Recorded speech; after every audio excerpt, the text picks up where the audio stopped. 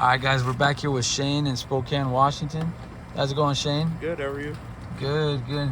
Yeah. So, how long have you been homeless, sir? It'd be 3 years, 4 years in May next year. How did it begin? Just drugs. I mean, been battling with it for a while, but I was with my kid's mom for 16 years, and it just kind of ruined my relationship and got me out homeless, you know. What drugs was it specifically? Meth. Meth. Is that what you are currently on right now, or? I'm basically clean. Oh, now. that's awesome. Yeah. Good. So Good. How long have you been clean? It'll be 6 months. Here Cool. on the 1st of January. That's good. Have you been mostly homeless in Spokane, or? Yeah. Oh, okay. Yeah. How is it out here? Like the homeless population, like, how is it? It depends on the person, you know, but majority of the people, they're actually really decent people. You know, we all try and help each other out. Okay. Yeah, because I'm actually from Yakima. I do these videos in Yakima most of the time, and over there, like, the homeless people are like stealing from each other. You know. Yeah. It's mostly due to the fentanyls. What I've gathered from talking to people. And there is a lot of that. Don't get me wrong. You know, there is a lot of theft within the homeless.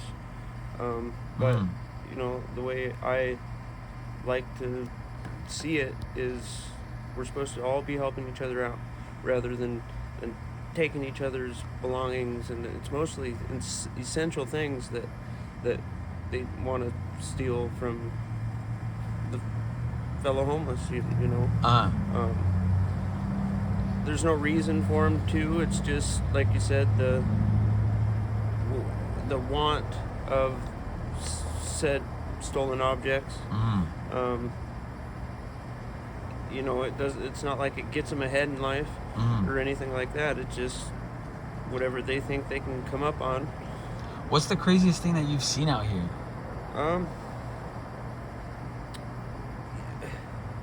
It varies. You know, I've seen, you know, I've found a few dead bodies out here. Wow. You know, that's probably the biggest impact. Is the and it's mostly the fentanyl. I mean, yeah, people are overdosing just smoking. You mentioned that you have kids. Do you get to see your kids, or? I have not seen them in a few months now. Okay. It's not like I haven't tried to see them.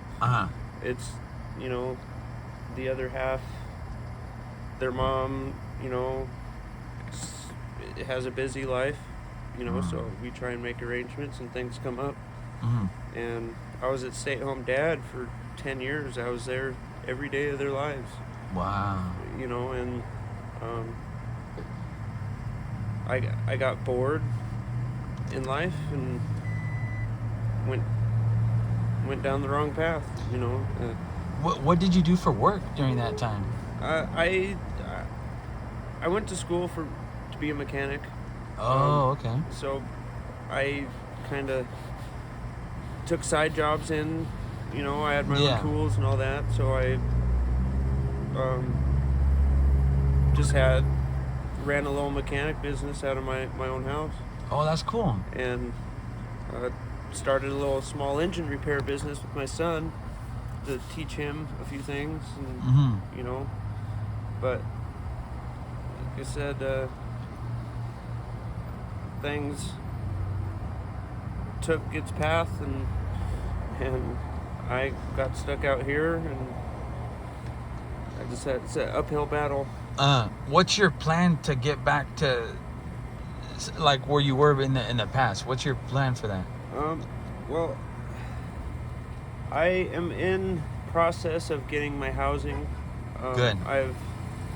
I'm just in the gray area of waiting for a call. You know, they say there's a 3-year waiting list to be able to get in to a house, and that's where I'm at.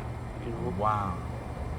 I've done all the legwork as far as getting qualified for such programs, and there's a large waiting list that people get stuck in, and most of the time they lose faith in it, and they just quit.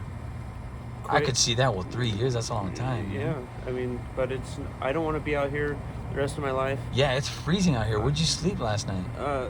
At my buddy's, another homeless friend's tent down at the river, you know.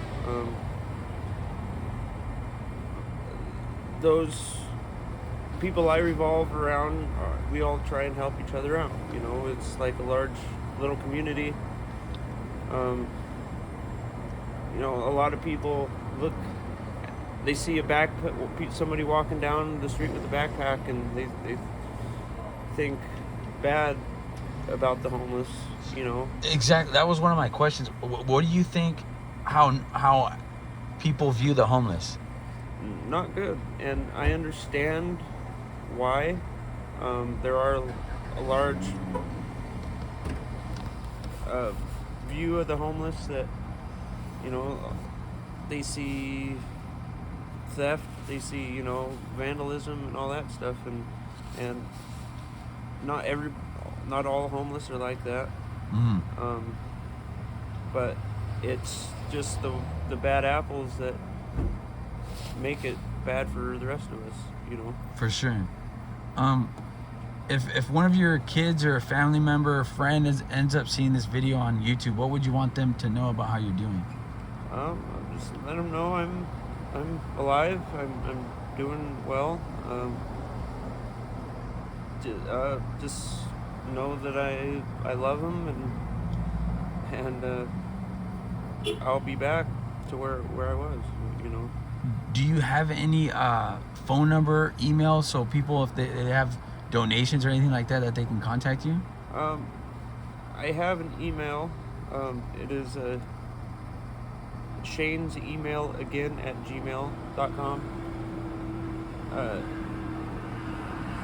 But that's really all I got right now. Is there anything else that maybe you'd like to say to the viewers, you know, or that I haven't asked, or about homelessness, maybe misconceptions or anything like that?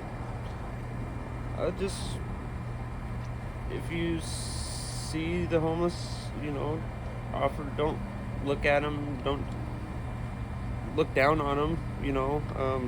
Ask what their deal is. Everybody's story is different, you know. Not all of them is bad. For sure.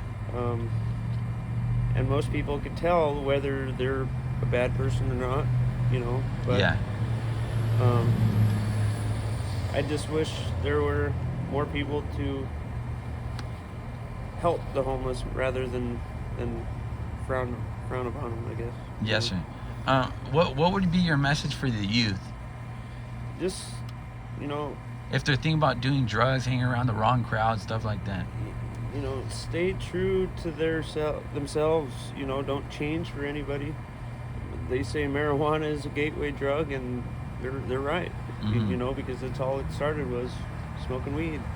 Then you want to chase that high for different things, and I know it's hard out there with so many drugs just out there on the street, you know. For sure. But just don't change yourself for anybody, you know. And if they don't think you're cool because you won't change, then it's their problem, you know. It's okay. And lastly, I wanted to ask you, is it okay with you if I post this on my YouTube channel? Yeah. Awesome. Absolutely. I appreciate it, sir. Not a Thank problem. you. Yeah.